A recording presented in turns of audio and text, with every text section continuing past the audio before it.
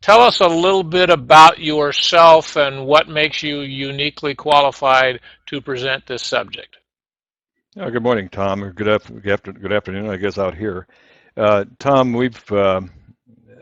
as you see from my bio, I've been in the business well over 50 years now, uh, flying commercial, flying private, and so on and so forth. But have had a company called Flight Management Solutions for a period of 41 years.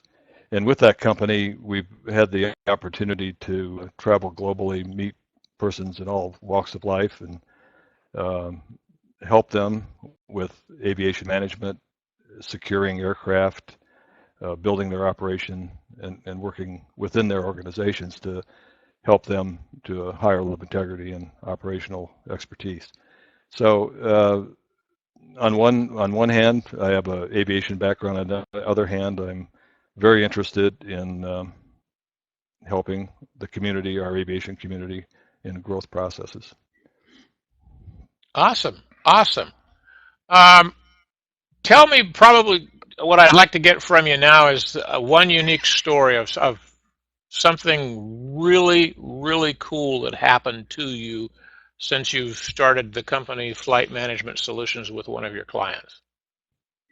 Well, I think going back I guess it's safe to say I could name the client, but it was back in, I guess the 1986, 1987 timeframe. I, like a lot of people, were lost in the aviation world.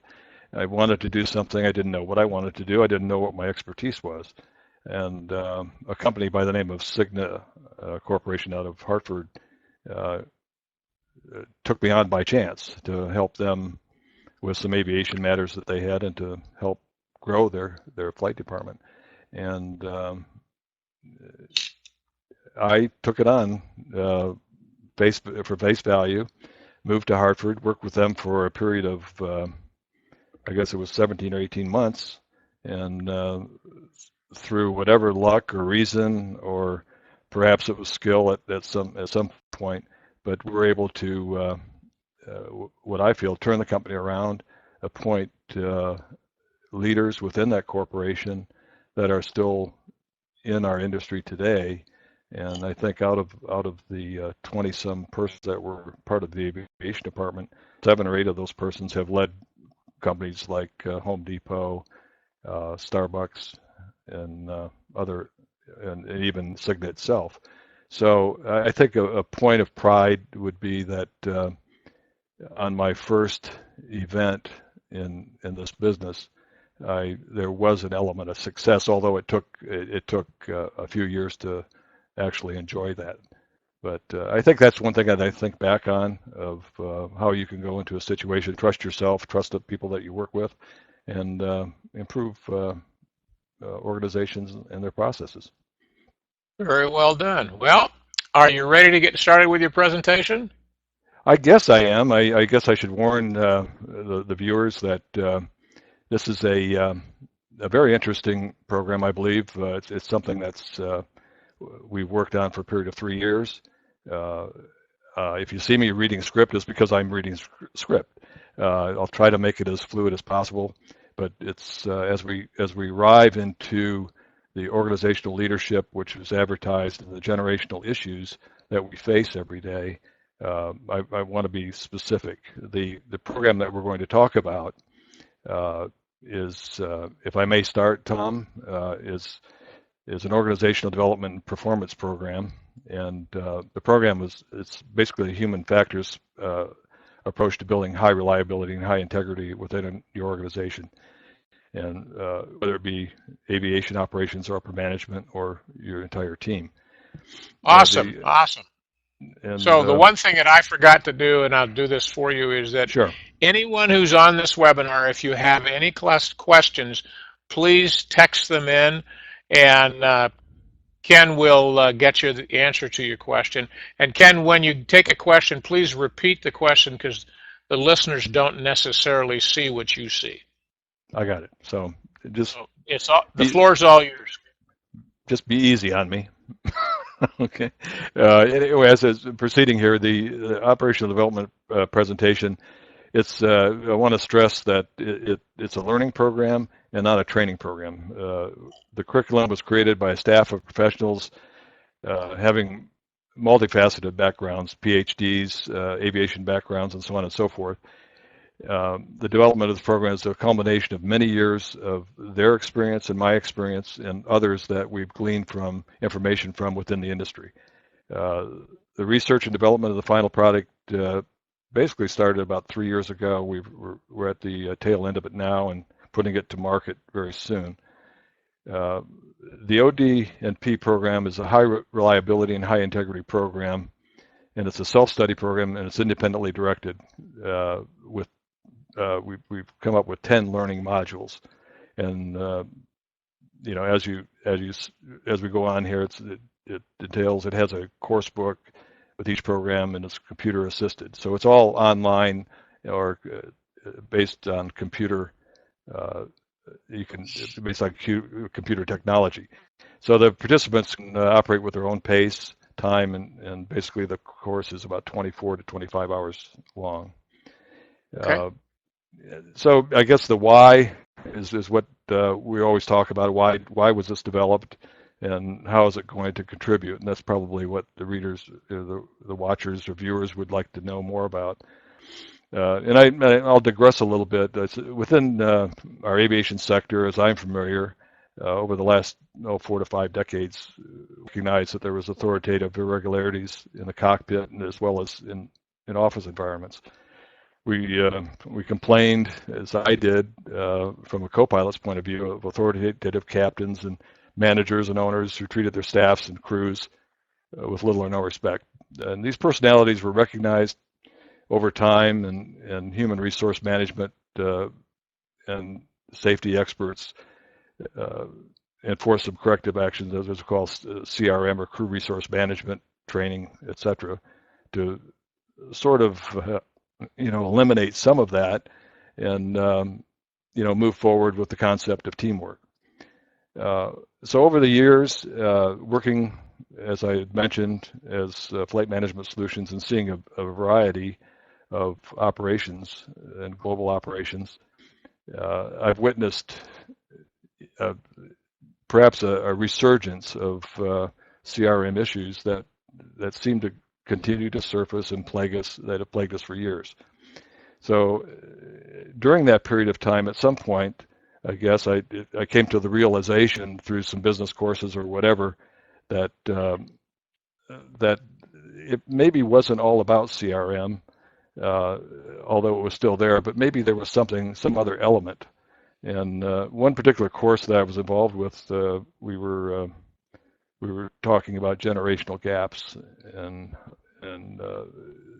the components of that and how that can affect human relationships.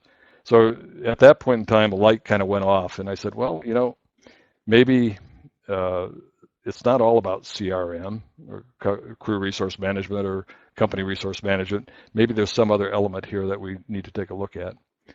So as I applied these highlights to the aviation model, it became apparent that some of the reasons we were still experiencing CRM issues may have been due to different generations entering the workforce.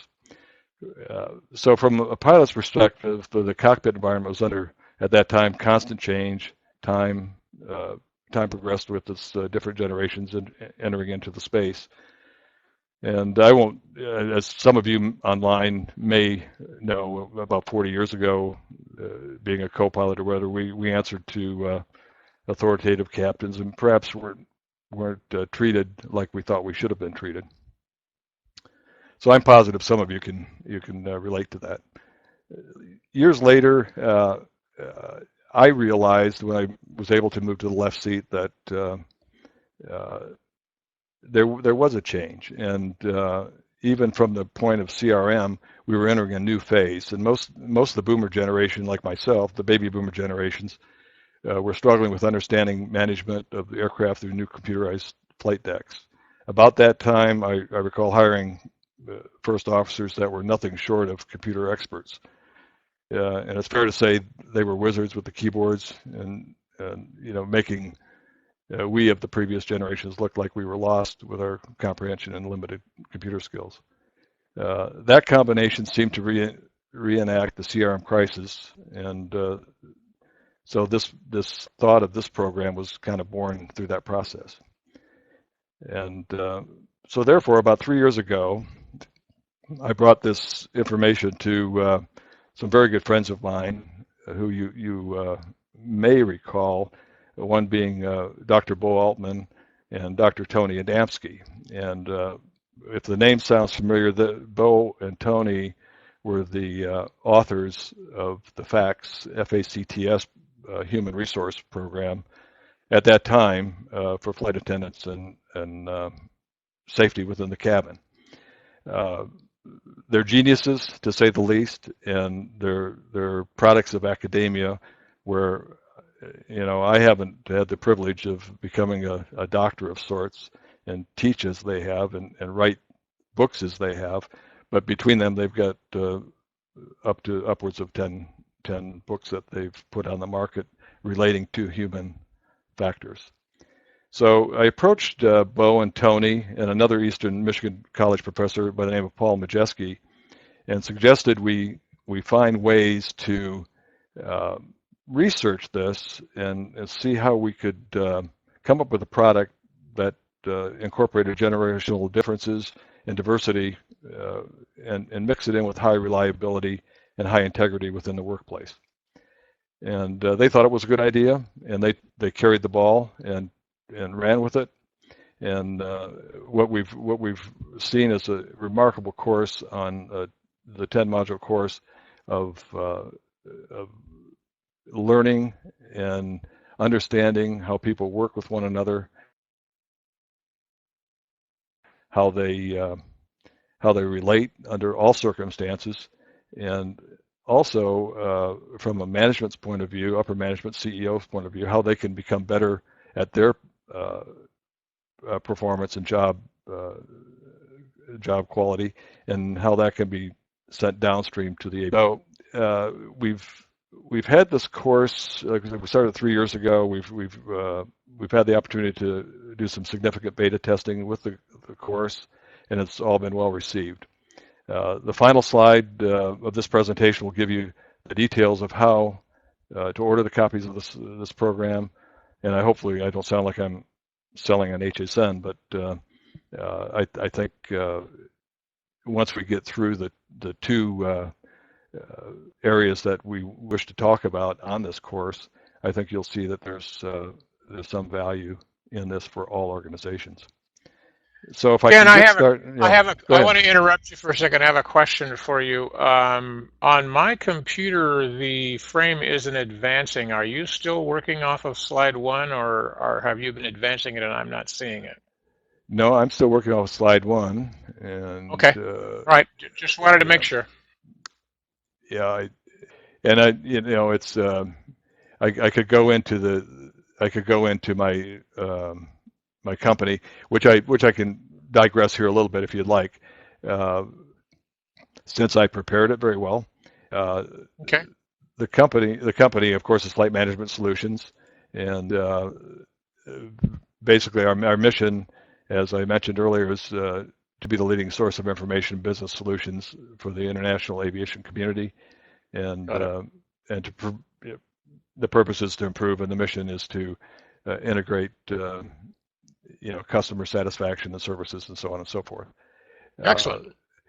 We've to give you a little history, we were founded in June 1st, 1979. We have 12 employees and team members.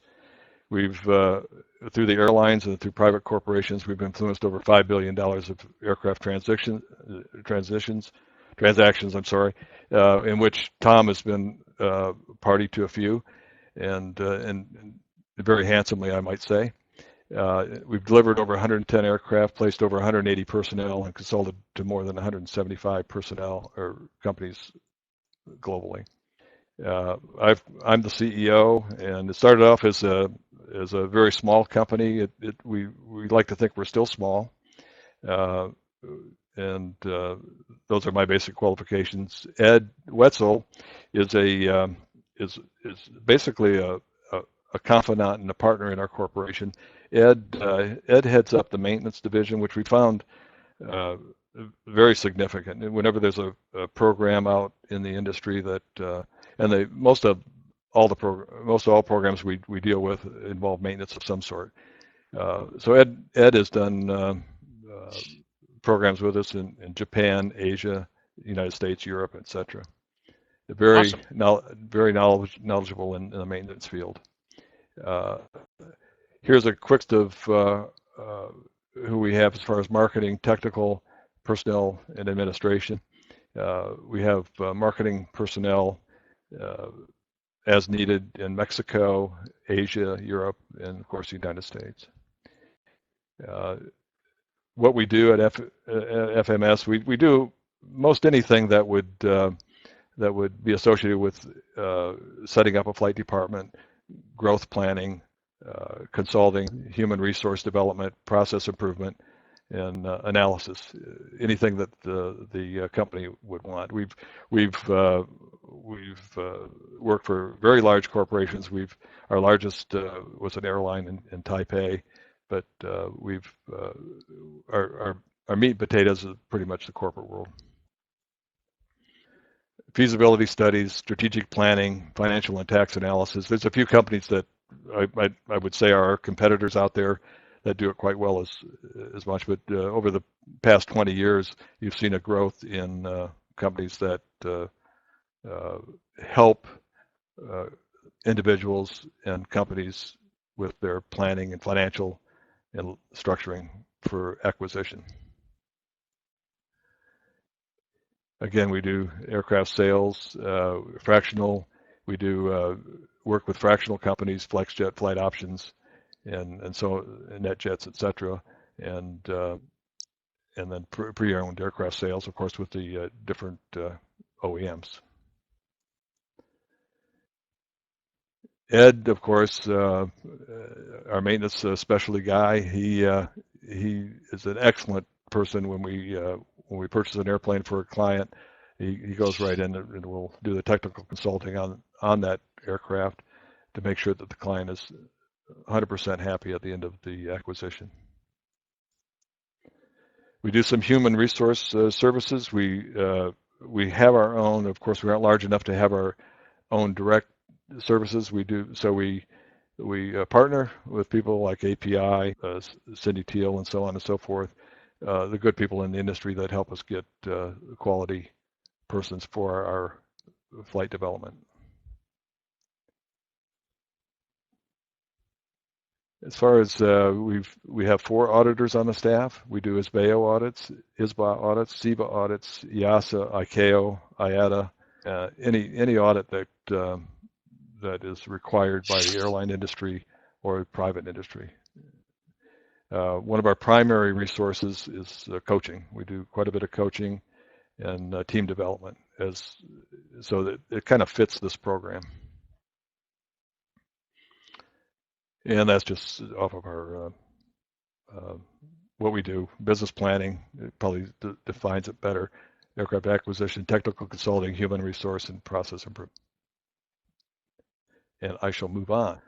And I think I went over most of this. The operational development and performance program that we're going to present here today. I think you'll get some value out of it. Skipping down here, there's these are the programs that I believe you see the asterisks here. We're going to talk about generational gaps in organizational leadership and so on and so forth. But let me give you a little preview of this, and let's talk about high reliability and high integrity, and as it applies to generational issues and so forth that we're experiencing daily. I just have a little demonstration here, which is quite unique. I think will help you understand. Webster, and then this is for the traditionals, the baby boomers, and the X's that are out there. I went to the Webster's dictionary. Have this, and Webster defines reliability as the quality of being trustworthy or performing consistently well. And Webster also integrity, which is another facet, Integrity is the quality of being honest and having strong moral principles, moral uprightness. So that's sort of the way we look at it from the boomer, X, and traditionalists. Now, to kind of demonstrate how things are changing, what we're going to be faced with, and what we're talking about, I'll kind of give you a demonstration how the how the millennials and the Zers might do this. They might go, Siri, can you give me the definition of reliability? Reliability means the quality of being trustworthy or performing consistently well. Siri, what's the definition of integrity? The quality of being honest and having strong moral principles, moral uprightness. Okay, a little. I don't know if it's a little humor or not, but that's pretty much what we're faced with. The first little demonstration was we as baby boomers and traditionalists and the X generation, we had to search out everything. We had to work a little differently, and we fast forward at 40 years, the millennials and what we call the Zers now, the post millennials, they don't have it easier. They just have different resources and better resources than we did. So I demonstrate that because as we speak about generational issues and so on and so forth, and why we put this together, this is a minor difference in how we think and how we process information. So I'm sure everybody listening can say, I get it. We have those problems, and not problems, I shouldn't say problems, perhaps challenges. But anyway, let me run down this real quick so we don't go 3 hours today. And the high reliability program is it's one in which try to get my pencil there, in which the membership at all levels can engage in an effort to ensure reliable, safe, and productive operations despite barriers and obstacles. Again, we'll go over the generational gaps and the leadership, which are the two programs. Other programs would be organizational culture and climate, knowledge management and learning organizations, maintaining organizational standards and ethics, error management. We talk about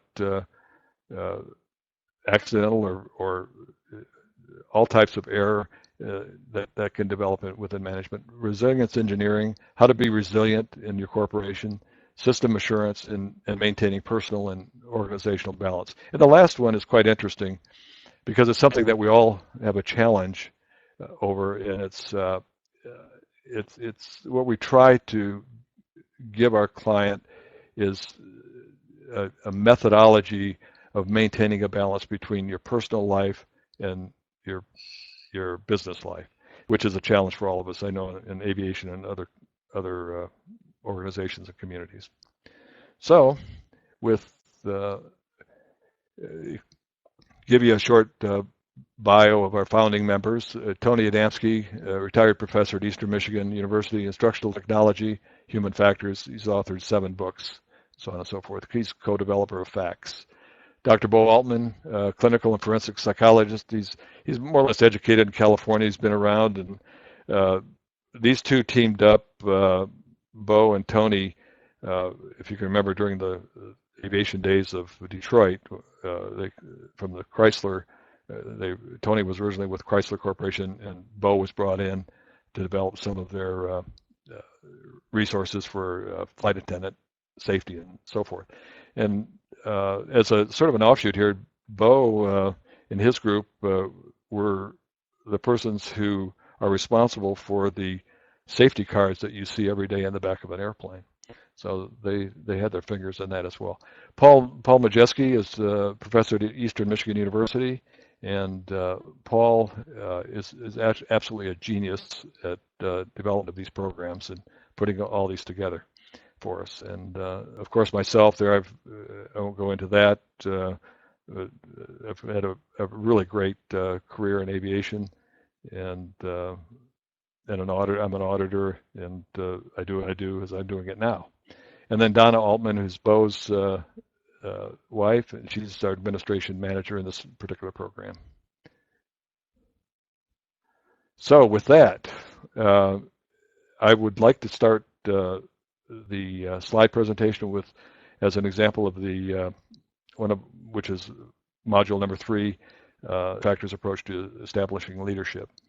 And I'll probably read the script pretty directly on that and bounce through this as soon as possible.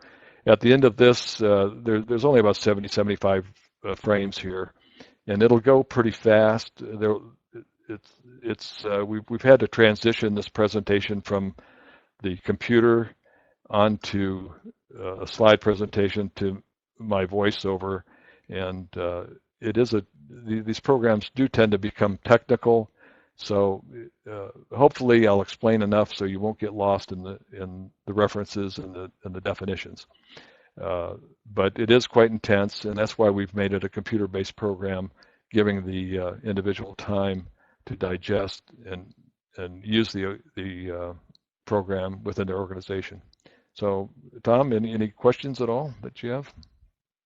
They would come through on a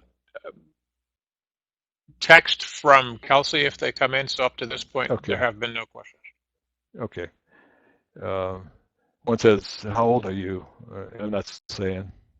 So. Anyway.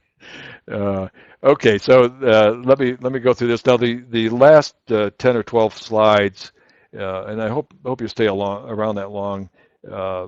If I were watching this, there is an element of yeah, it's a little bit confusing and so forth, but try to stay with it, and keep in mind that it's for your organization, and the definition we try to define, and I think very successfully, different levels of leadership skills, and there's so many leadership programs out there today. I mean, the MBA has a leadership program that the Embry-Riddle, so forth, and everybody talks about leaders and leaders and who they are and what they are and how they are, but I haven't seen a program that gets into the definition of various leaderships over a period of time, and how they're established, and how you offer it to someone to relate to that. So hopefully you can take a look at it as I'm reading through this. Take a look at yourself and take a look at people that you've worked for and establishments, and say you'll have some aha moments and say, yeah, I remember that, or that's happened to me, and whatever. So hopefully it'll resonate, and we can carry this forward and help you, the watcher and listener, to understand. So here we go. Great. All right. This presentation, Human Factors Approach to Establishing Leadership, and today there's as I mentioned, there's a wealth of research on leadership. In fact, back in 1993, researchers found 221 different definitions and concepts of leadership. The objectives of this module include a review of relevant research, current research and theories on leadership, an exploration style of effective leadership, plus a look at followership, which you'll see later is quite important to that team. Okay, and of course, all this, keep in mind, it's to help your organization with higher reliability and higher integrity. Okay, let's see. We're going to explore the past and current theories of leadership. We'll examine various characteristics and styles of leadership, and we'll have several names you'll hear. You'll hear transactional, transformational, resilient, and situational leadership. So let me move forward here a little bit. The active and passive leadership style, the need for situational awareness, building a shared mental model, and the influence of emotional intelligence. There are a number of interesting leadership theories that date back to the ancient Chinese philosopher General Sun Tzu, who lived between 544 BC and 496 BC. His famous work entitled The Art of War originated the concept of knowing your enemy before going to battle. And his theory created a path to understanding group dynamics. And basically, what he was saying was know your enemy. And I'm sure if there's any MBA students in here, doctoral students, they've all studied this in college and in business courses. The Sun Tzu style of leadership then led to the great man theory of leadership, which was popularized by the Scottish writer Thomas Carlyle in 1840. The theory assumes traits of leadership are intrinsic, that is, great leaders are born leaders. Now, jumping forward to 1939, researchers Kurt Lewin and colleagues identified 3 different styles of leadership, which you'll note here you've probably been associated with, which set the stage for many future theories on leadership. The first is the autocratic style of leadership, which I kind of alluded to in the beginning of this, also known as the authoritarian leadership. It is the characteristics are leaders who take control over all decisions with little to no input from subordinates or others. The autocratic leader leads by force and threat, my way or the highway. Got it? Good. Next is a democratic leadership, also known as participative leadership, which in turn incorporates group participation in decision-making, welcomes group and follower ideas. The final is laissez-faire leadership, is basically no leadership at all. With this style, the leader takes a hands-off approach, allowing followers to set their own rules and to make decisions. I'm not going to name many organizations, but this seems to be one that over time you see, and these are the laissez-faire leadership organizations are generally the first ones to be taken over by management or where change is quite prevalent. So you kind of look at these leaderships and you go, which one would I like to work under, which one, and what comes across, as you'll see in the future, is it breaks down to a combination. So moving on to the next slide, I want to kind of demonstrate the autocratic leadership. If I can, you can bear with me just for a minute. And well, I'm not seeing it here.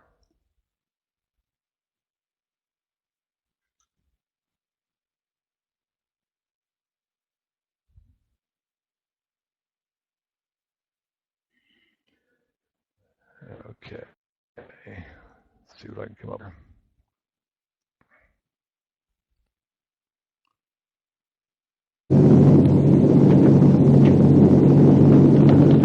Bobby, check your final position. I'm going to take her down. Wait a few more minutes, Skipper. Do as I say. It looks like... Do as I say. Give him a few more minutes. I've already waited too long. Here we go. No, we don't. Now, hold yourself, you yellow.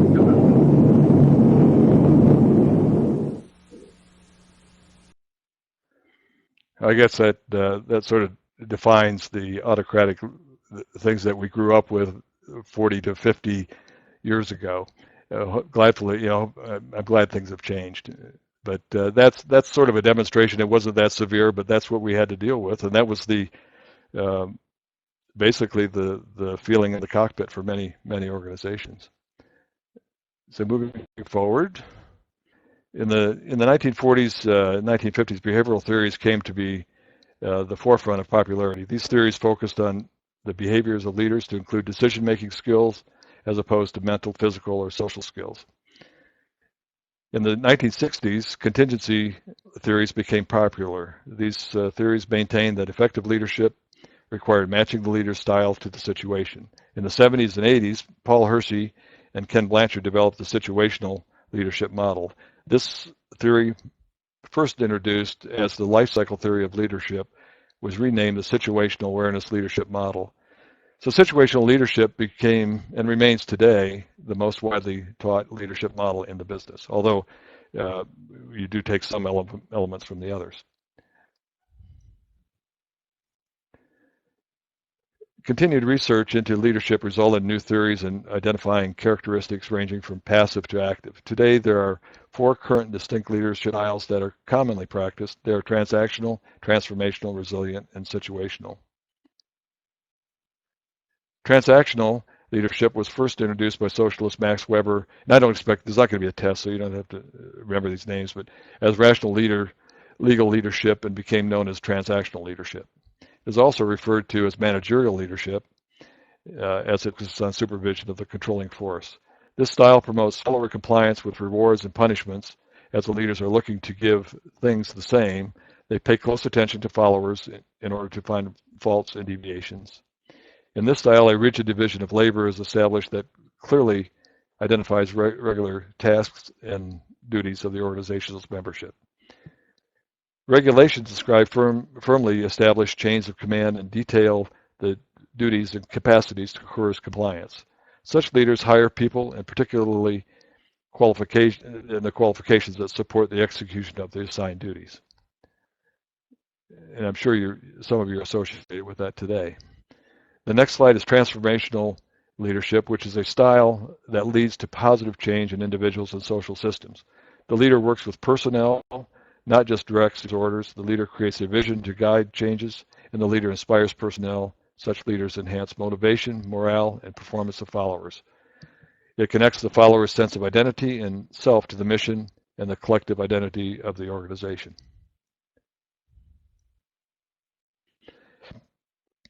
Here are some quotes that we put into the program from famous leaders who have been labeled as transformational. Winston Churchill, for example, never give in. Mother Teresa, I alone cannot change the world, but I can cast a stone across the waters to create many ripples. And John F. Kennedy stated, those who dare to fail miserably can achieve greatly. And that is so true. Our next style is resilient leadership. Good leaders are resilient. And of course, there's another module about resiliencies, as you noted previously. Resilient leaders bounce back quickly from setbacks or adversity and keep the team moving in the right direction. And quite honestly, as an aviation person, this is exercised quite often because there's many decisions that you make and many directions that you go that have to be changed. And so you need to be resilient and keep the team moving in the right direction. Resiliency is often seen as the ability to cope with stress and life's challenges, draw upon emotional reserves that have been built up for positive tough times, or possible tough times, sorry. Resilient leadership stimulates performance by means of innovation and adaptability. Resilient leaders provide us the means to follow Abraham Lincoln's advice at the bottom there, where he said, the best way to predict your future is to create it, which is even true today for sure.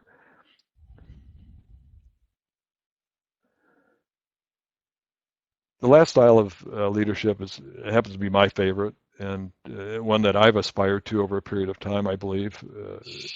Of course, not totally, but probably at 90% of the time, is situational leadership, also known as situational awareness or situational or SA leadership as an acronym. It was developed by Paul Hersey and the well-known Ken Blanchard. SA leadership is based on the premise that there is no one best style of leadership. By adjusting his or her style, the SA leader is able to step into a strategic level or dive into work of the nitty-gritty. It is the most widely taught leadership approach in the world today.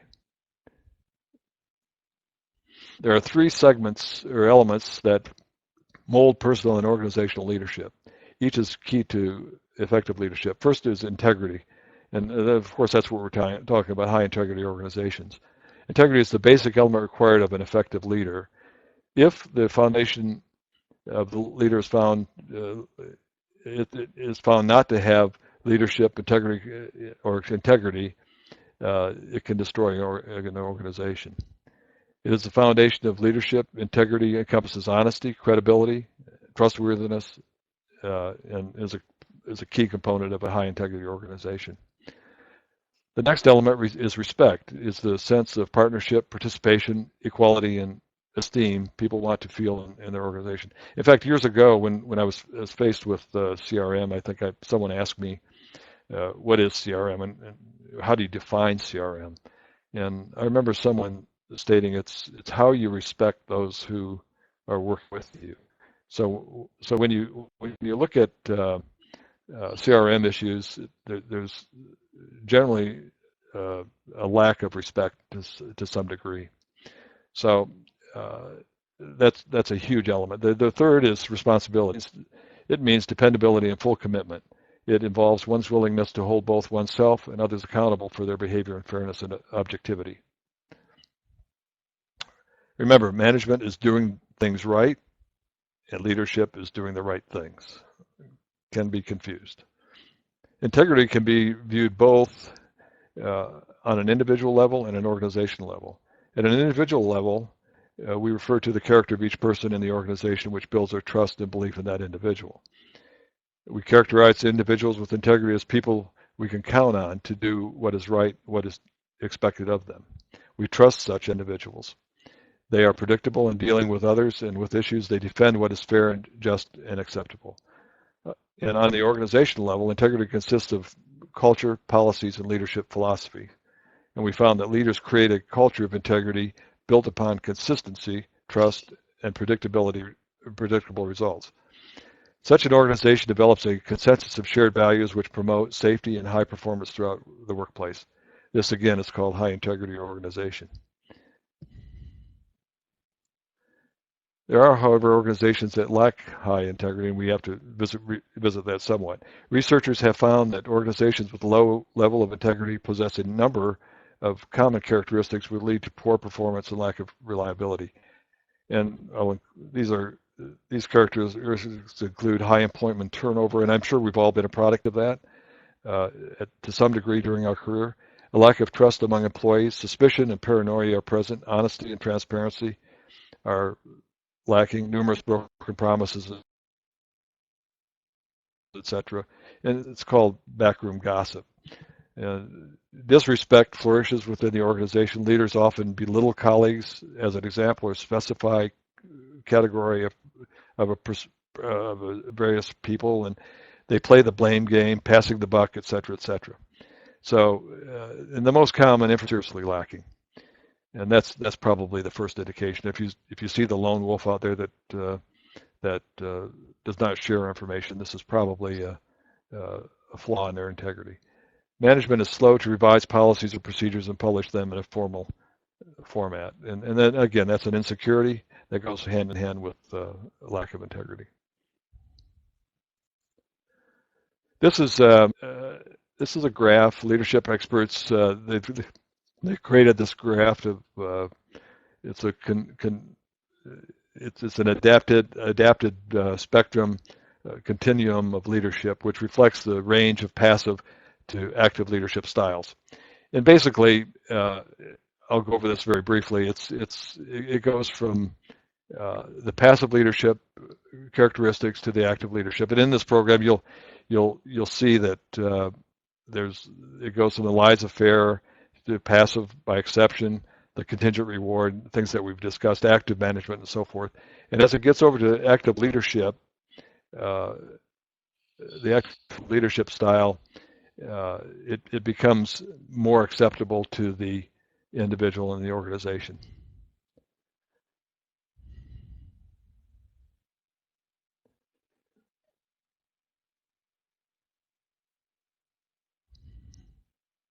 Okay, the active side of the continuum of leadership consists of transformational styles of leadership, which is the green section, which is idolized, influence, inspirational, and intellectual stimulation. And all those are very important in the development of the transactional leadership.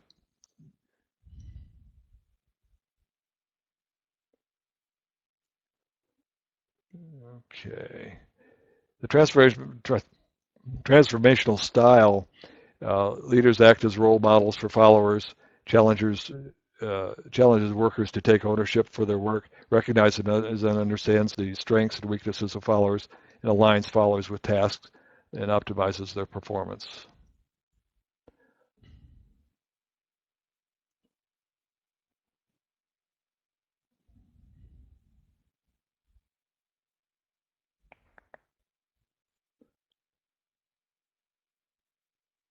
Okay, organizational change, implementing change.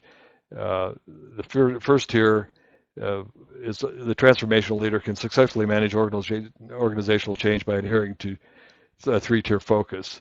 Is organized to understand the need of change, Second, the ability to create a vision that enables the change. And third, implementing the change at the same time and communicate optimism about the results.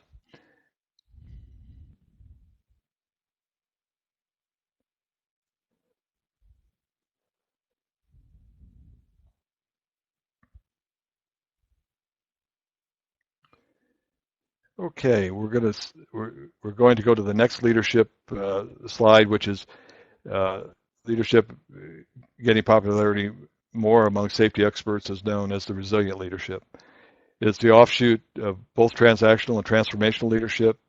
Resilient leadership is both performance-oriented and change-oriented. Resilient leaders focus on the ability to sustain a competitive edge over their competitors, and most importantly, they are able to rapidly adapt to turbulent changes in market technologies and operations.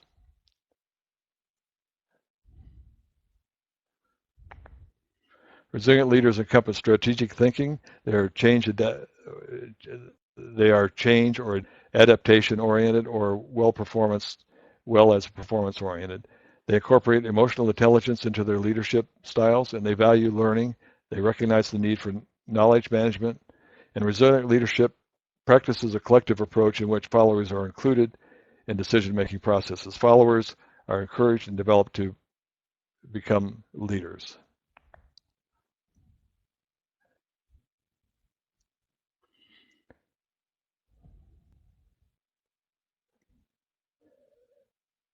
The leadership style we have found to be most effective within our aviation community, and sorry about the slow thing, I'm skipping a couple slides here, situational leadership. We have found it to be the mostly wide, as mentioned earlier, taught leadership model. Situational leadership is based on the premise that there is no single best style of leadership. This style is also known as situational awareness, as it relies on leadership and situational awareness.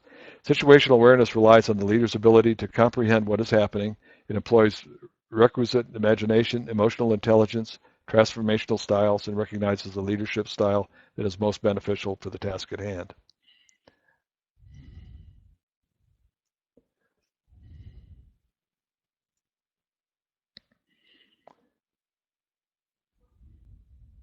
There are four basic components to practicing situational awareness leadership. Perception, and this is the ability to be able to see, hear, and be aware of something through the system, is knowing that a potential hazard exists. Comprehension is the ability to identify and process. Projection, the ability to forecast an event that will happen or might happen in the future, is based upon experience and knowledge. And then finally, assessment. This is the ability of acknowledging a hazard and predict its impact.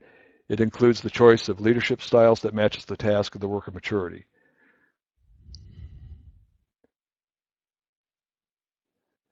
This I kind of like this slide. This is the situational leadership style consists of 4 key behaviors and 4 key maturity levels. By combining the leadership behavior, whether directive or supportive, with the employee's maturity level, the correct results should be achieved. For this leadership theory to work, the leader must be able to recognize what support systems are needed to implement at a given time.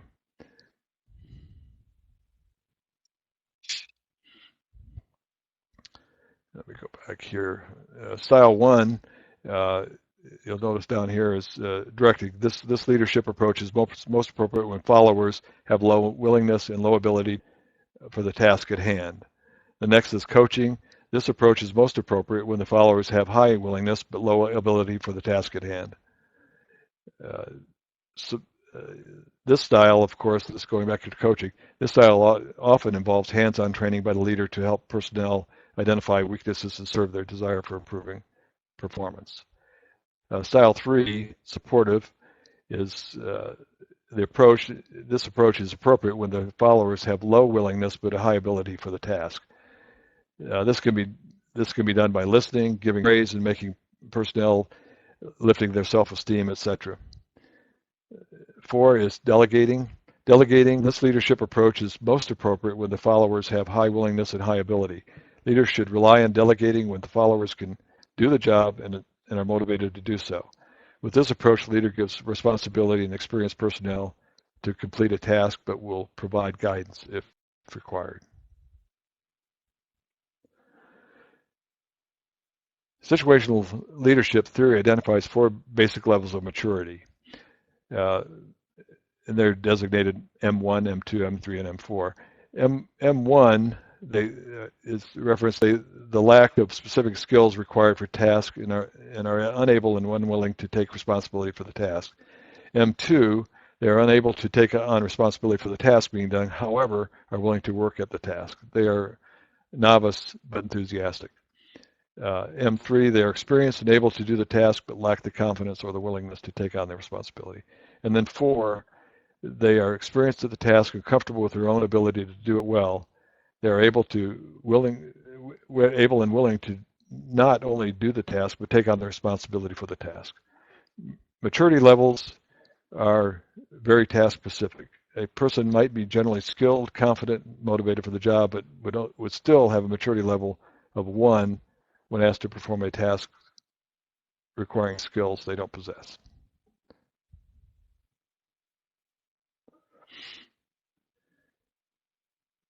We recommend using 3 basic steps to practice situational or SA leadership. 1, identify the task, determine what needs to be done and when. 2, diagnose the ability and the willingness of the follower.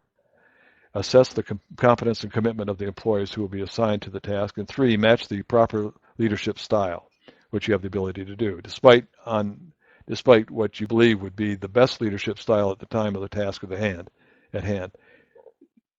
You may have to vary the styles depending on the mix of employees, which we all have to do from time to time. And this goes back to why situational leadership is probably my favorite style. If any of you have managed flight departments, you know you have many moving targets, and not in a negative way, but in a positive way. Okay, maintaining situational awareness enhances productivity and safety for the individual, for the team, and for the organization. The question is, how does one lose situational awareness? Some of the more common causes of situational awareness loss are confusion, failure to look for hazards, use of improper procedures, failure to meet planned goals, unresolved discrepancies, ambiguity, fixation, or preoccupation. These indicators are often very difficult to perceive in yourself, but are red flags when observed by others. And this is why I might revisit some of the persons that are ISBA organizations. ICAO, they stress that look for hazards, report hazards, and define some element where you can measure issues that are developed in your flight department and so forth that would create hazards.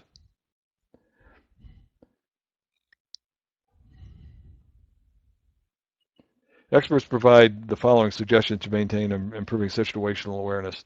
Number 1, focus on the broad region, keep the big picture in view, focus on the narrow region, pay attention to detail, and focus on the right information. It's very simple to follow that.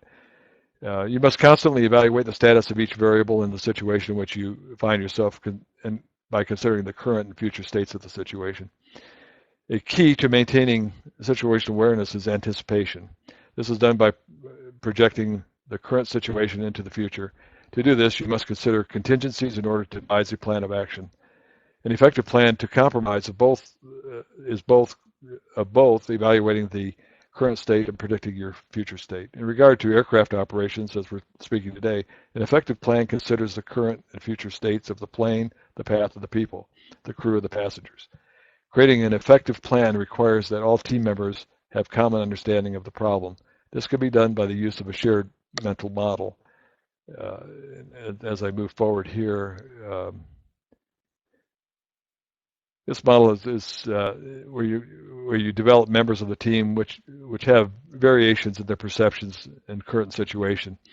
An effective leader will be able to combine the perceptions of each team member and build a shared model. The use of this model promotes the ability for team members to effectively evaluate situations, anticipate the needs of the team members, and predict the behavior of other people involved and adapt the task demands. In short, it promotes teamwork within the organization. Building a shared mental model, information gathering and sharing, this involves leaders listening carefully to each input and from each team member. Situational assessment, planning and task management, and explicit with efficient communications. Needless to say, explicit and efficient communications between the team members is critical. Response selection. This is a point where a plan of action is selected from the various course of action that we were suggesting. The team leader makes the ultimate decision, but it is based on the input from the team members. In other words, a group decision. Okay, now that we've explored all these, let's review the one important role, and that's of emotional intelligence. Emotional intelligence, known as EI or EQ, is the ability to be aware of and to be in control of and able to openly express one's emotions. It is a relatively low concept, not low, but new concept, and many believe it is a key to successful leadership. And it is. I've been in situations personally where if you can't read someone's emotions at a particular time, you just have nowhere to go. So being alert to the EQ is the ability to actually perceive your own and others' emotions and to understand the signals that emotion sends about relationships. Leaders with high EQ are key to organizational success.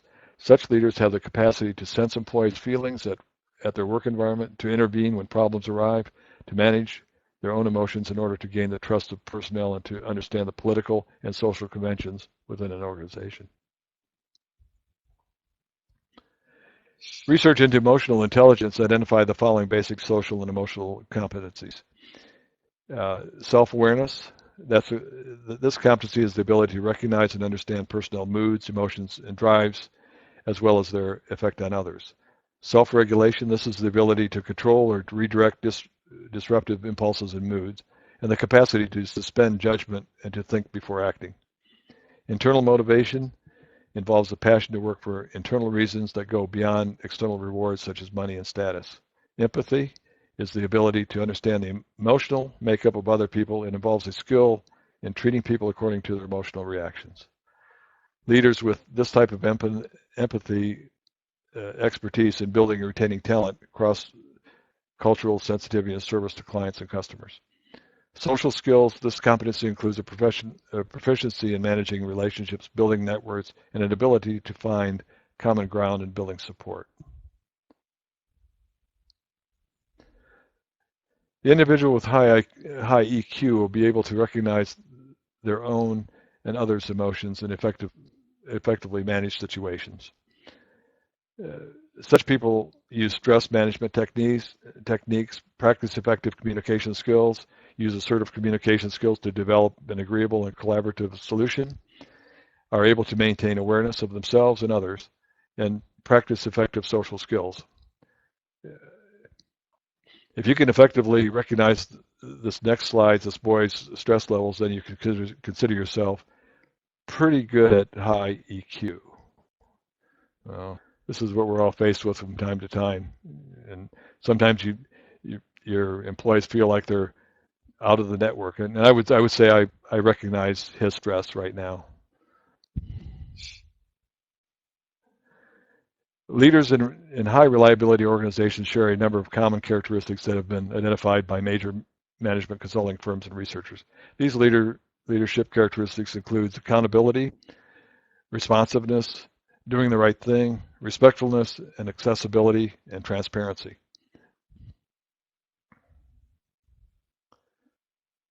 There have been considerable studies in the theory and practice of leadership and characteristics affecting leaders possess. Far less attention has been paid to the other side of the coin, specifically those who are led. There have been numerous labels assigned to those folks, such as followers, subordinates, assistants, team members, and so on. For the purpose of our program, we use the term follower. Let us explore this side of the coin. Leaders practice leadership, followers practice followership. Followership is the ability to take direction in a good way, to get in line behind a program, be part of the team, and to deliver what is expected of you. It is often ignored, but how the followers follow is probably just as important to organizational success as how skillfully the leaders lead.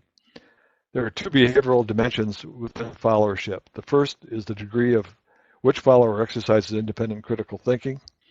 The second is to the extent which they are passive, or active. Effective leaders view followers as a critical process. Such leaders take advantage of followers' insight and suggested optional courses of action while also supporting the expectations of the leaders. Followership, however, can become disruptive in the eyes of the leaders if attempted to influence the leader are made at the wrong time in the wrong place. Just as there are good leaders, there are good followers. And just as there are bad leaders, there are bad followers. Researchers have identified 5 unique behaviors that encompass followership. When you find yourself in a followership position, you are encouraged to behave in the following ways. Assume responsibility for the organization, serve willingly, and challenge when appropriate. Excuse me, participate in transformation and take moral action.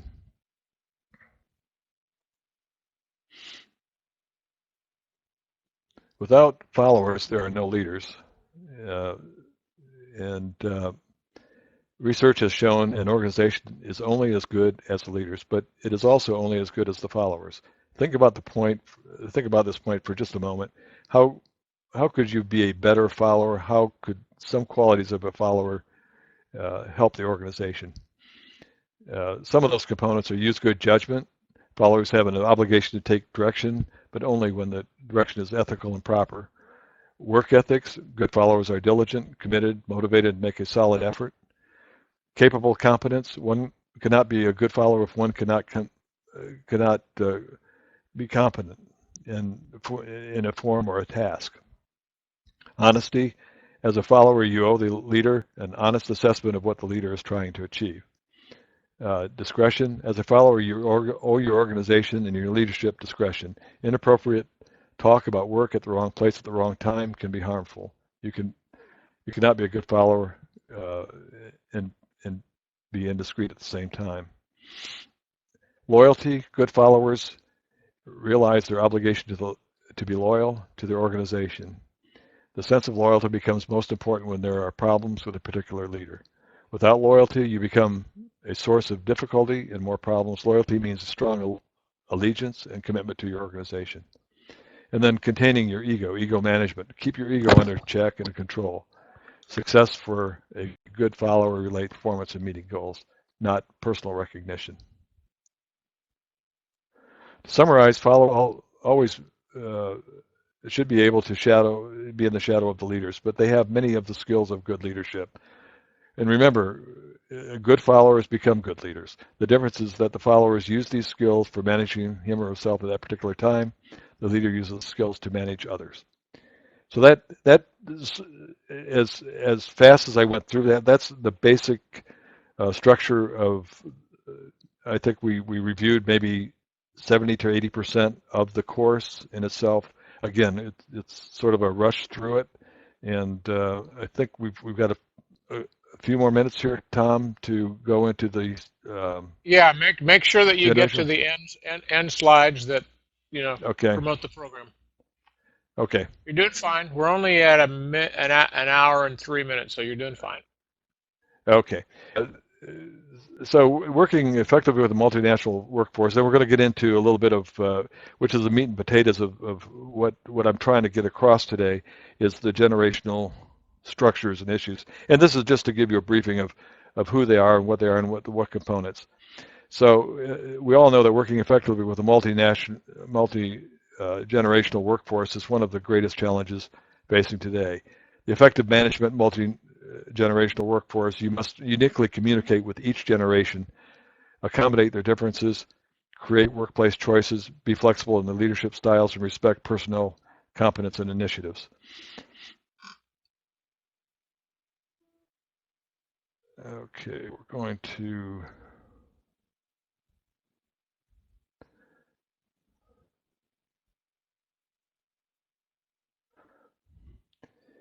We touched on a little bit earlier, but leading the multinational workforce are traditionals, baby boomers, generational X's, millennials, and Zers.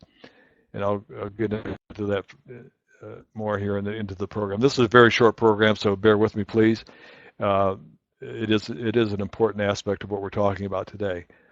The generational gap is not an actual component of the high reliability and high integrity organization. However, it is an important factor to effective leadership and integrity.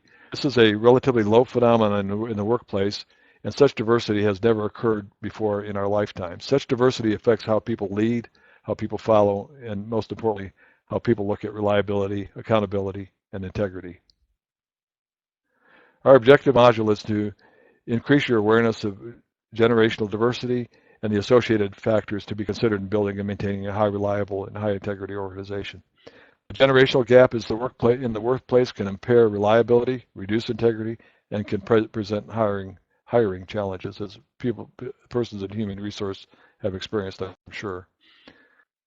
Researchers have identified five generations currently employed in today's workplace. We will focus on each of the five generations and discuss how they affect reliability and integrity. The first is the traditionals, or seniors. They were born between 1925 and 1946.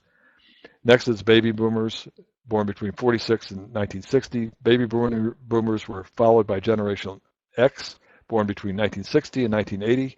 Then there's the Generation Y, as we know, and a lot of discussion today about the millennials, born between 1980 and 1995. And we won't forget, however, the up-and-coming wave of generational Zs, born between 1995 and 2010. Let's look more closely at each of these generations and how they deal with high reliability and high integrity. Traditionals, often referred to as the silent generation, traditionals were born between 1925 and 1946. They are typically 71 years old or older. Most of the generation endured poverty and traumatic world events. Traditionalists tend to be frugal and cautious. They view conformity as a path of success. They often assume that younger generations will define success in the same manner as they do. Traditionals often put the group above themselves. They believe in paying your dues to achieve success. They often think that younger generations need to work as hard as they did in order to be successful. They're typically very loyal to the employers and expect the same from others. And I think you can all, as I read this, you can all see where it is, and probably relate to persons like this. Perhaps the characteristics just listed above give you an idea of how traditionalists will lead and how they will follow. Traditionalists tend to believe in institutions and rarely question authority. On here to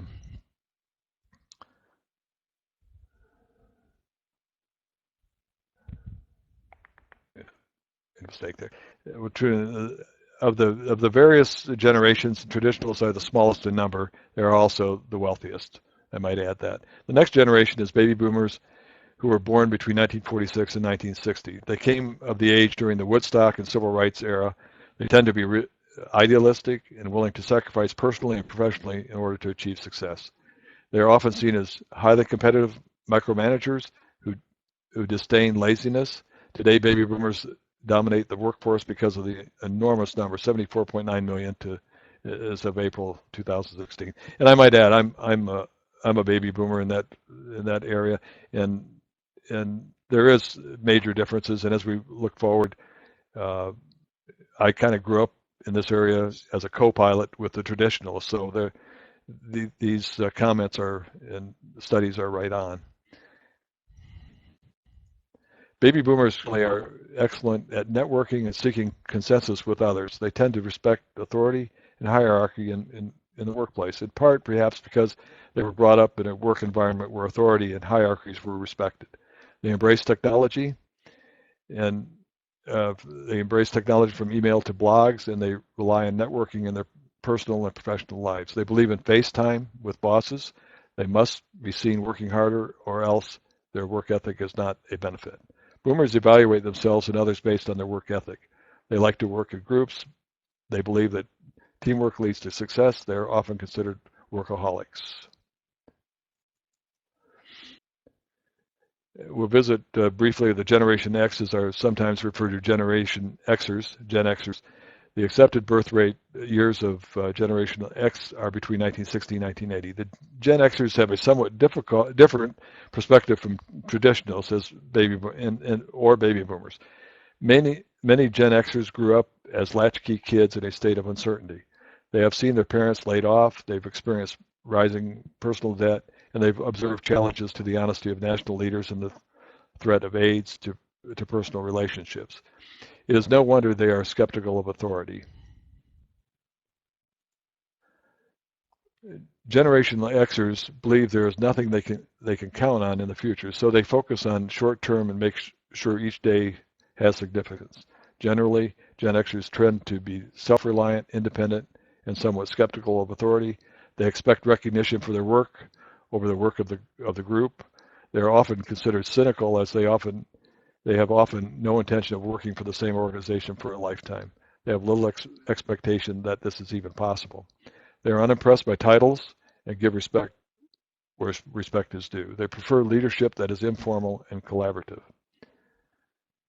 They want flexible work hours as well, skill development, tangible and immediate rewards, and positive work environments.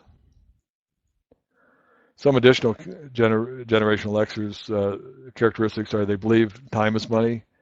They have a carpe diem approach to seize the day. They question authority and cynical and pessimistic.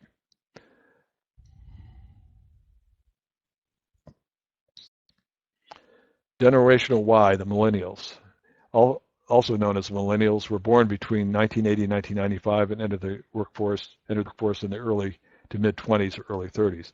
They are also referred to as echo boomers due to many similarities with baby boomers. They look different to older generations as they support tattoos, facial rings, electronic decorations like iPods, smartphones, and laptops. They embrace technology and are comfortable with change. Millennials are affluent, knowledgeable, better educated, more ethnically diverse than previous generations. According to research, millennials will work for less money at a job they love. However, it will take more money to retain individuals.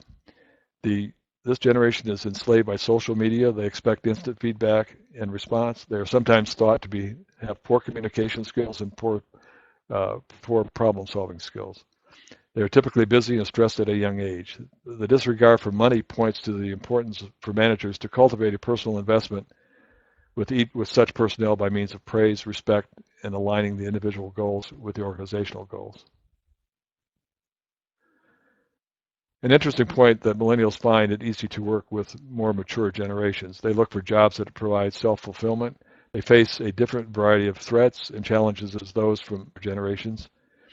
To them, the future is very short term. Research has shown they have huge goals, but they are at times clueless on the execution. Research has found that millennial personnel require new organizational responses to maintaining regulatory compliance and business ethics.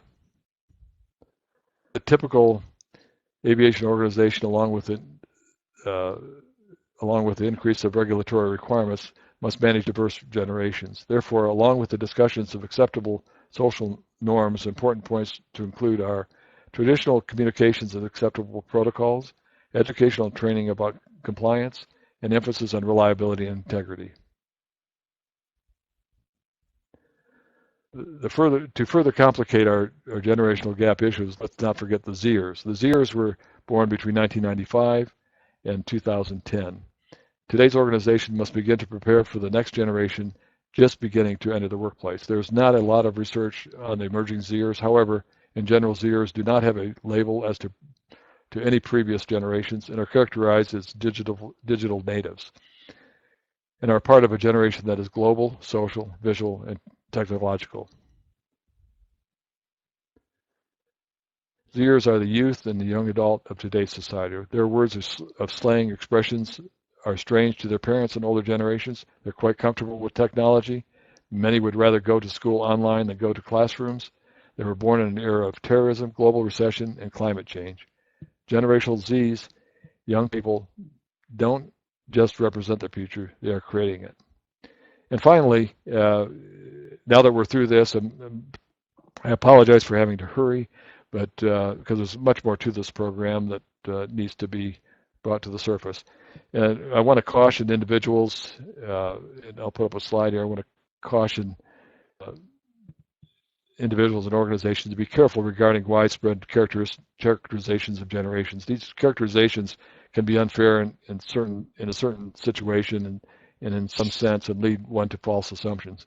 Even if a generation overall has certain characteristics, tendencies, individuals within the generation may express unique outlooks.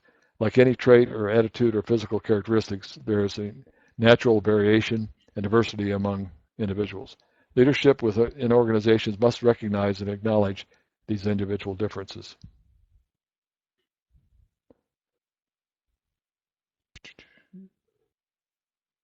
Okay, I want to thank you for your attendance today. I hope some of this resonated with you. And if you have any questions, here's a slide we put up if you'd like to contact myself, Ken, at 561-750-9921, or email me for clarification or just a discussion. Feel free to do so. You can also contact Dr. Bo Altman at 360-866-8336 or his email. What we're doing, and I need to mention this program, again, it's 10 modules, and we're putting it out to the public, to organizations, and with this introductory price, and I think that'll stay around for a while. But our goal is to market 10 complete programs to individuals for $5,950. It's $595 for each. Each organization will get 10 complete programs of 10 modules each, and hoping that they would be placed within the organization to use as an internal training program to improve high integrity and high reliability within your organization. So if there's any questions with that, you want to discuss this, our intention is to have this on market in the market by April 15th, 2019. And I thank you for your time and understanding during this presentation. Tom, thank you. You bet. If anybody has any additional questions and you haven't sent them in, there's Ken's phone number and email on the screen right in front of you. Send them direct to him. If you have any questions for me, you know what mine is because we call you and email you constantly. I'll give you, just call 916-691-9192 and ask for Kelsey. She knows everything. All you got to do is ask her. She'll tell you. Anyway, thank you very much for your attendance, and I'm going to end this program, and thank you, Ken, for your good presentation. Thank you, Tom. Talk to you soon.